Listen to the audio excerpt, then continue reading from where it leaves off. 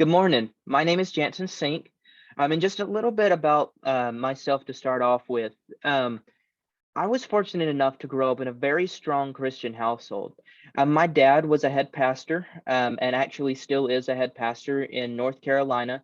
And he and my mom are both very strong Christians. So for all of my childhood, I was able to grow up in a strong Christian household and was taught good, strong Christian morals. And I was also given the opportunity to go to a Christian, both middle and high school.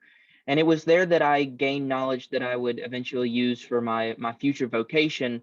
But they would teach it in such a way that I was able to see the importance of having a calling first and a vocation second. Because I believe that our vocation should spill out of our calling. Our calling should come first.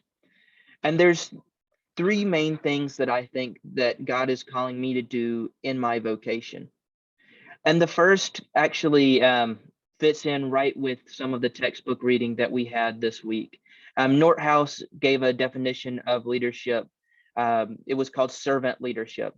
And I believe that this is exactly what we as Christians and especially myself are called to do. We're called to be servants first and leaders second. And I was actually able to see the importance of this over the summer. I was given the opportunity to partake in an internship with a corporation called LDRS. And part of the duties that I had placed me in a position where there was a very strong language barrier between me and my coworkers. And it was this language barrier that I thought was going to keep me from gaining their respect.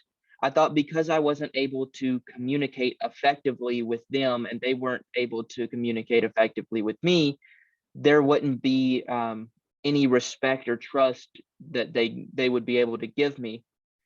Later on in the internship, I was actually able to realize that they did in fact respect me. One manager told me that they respected me as a leader because I showed them that I was willing to serve them first, and I was willing to do what I was asking them to do.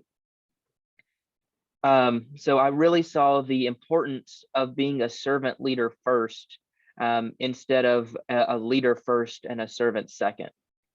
And the second thing kind of goes hand in hand with that. But the second thing that I think God is calling me to do is, in fact, be a leader.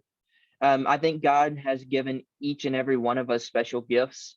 And I think one of the gifts that he has given me is the ability to lead groups of people, while keeping his calling first and then moving on from there. And there's a verse in First Peter that I want to read because I think that it very clearly sums up the relationship between the first and two parts of the calling I think God has given me. First Peter 4:10 says, "As each of us has received a gift, use it to serve one another as good stewards of God's varied grace." I think that perfectly sums up the first two parts of what God is calling me to do. He's calling me to use the gift that he's given me to lead people, and lead them to him, but to serve them first. And I think that's exactly what God is calling me to do. And then lastly, I think that each and every one of us is subject to the Great Commission. We're called to go and make disciples of all nations. We're called to be a light in the darkness.